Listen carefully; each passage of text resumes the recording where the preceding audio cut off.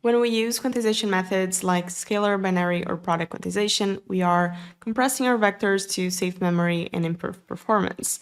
However, the compression can slightly reduce the accuracy of our similarity searches because the quantized vectors are approximations of our original data.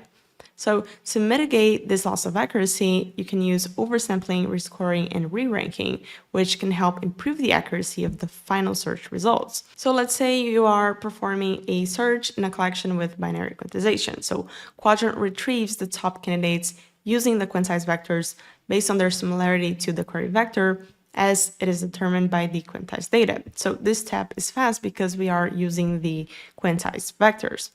But since some relevant matches could be missed in the initial search, to compensate for that, we will apply oversampling, which means that you will retrieve more vectors, more candidates, increasing the chances that the most relevant vectors make it into the final results.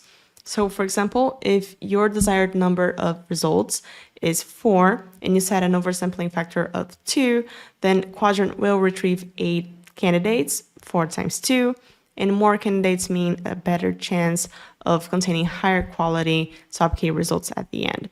So after the oversampling to gather more potential matches, each candidate is then reevaluated based on the similarity criteria to ensure a higher relevance to the query. So this process is actually the rescoring process. So it actually works by mapping the quantized vectors to their corresponding original vectors, allowing you to consider additional factors like context metadata or additional relevance that was not included in the initial search. And this actually leads to more accurate results because you're going to be then comparing to the original vectors. So during this rescoring process, one of the lower ranked candidates from the oversampling might actually turn out to be a better match than some of the original top K candidates without the oversampling. And even though rescoring uses the original larger vectors, the overall process still remains very fast because it's only a very small portion of vectors that are being compared. After that, we get into the re-ranking. So with the new similarity scores from the rescoring, re-ranking is where basically the final top K candidates are determined based on the updated similarity scores. For example, if we're retrieving a top K of 4 with an oversampling of 2, then a candidate is ranked in the 8th place with the initial quantized search.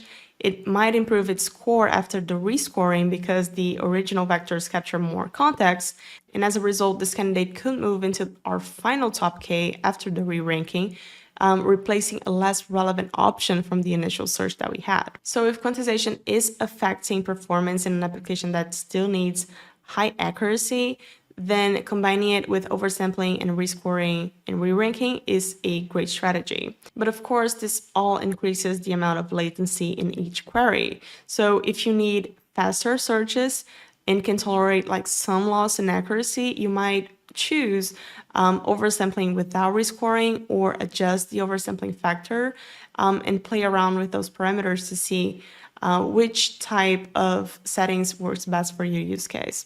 In short, scaling to large datasets is about smart configurations. In the next video, Theory will talk about best practices for large-scale ingestions in Qdrant, configuration tunings, and everything you need to know to work with large datasets in Qdrant so you can confidently scale up your Qdrant pipelines.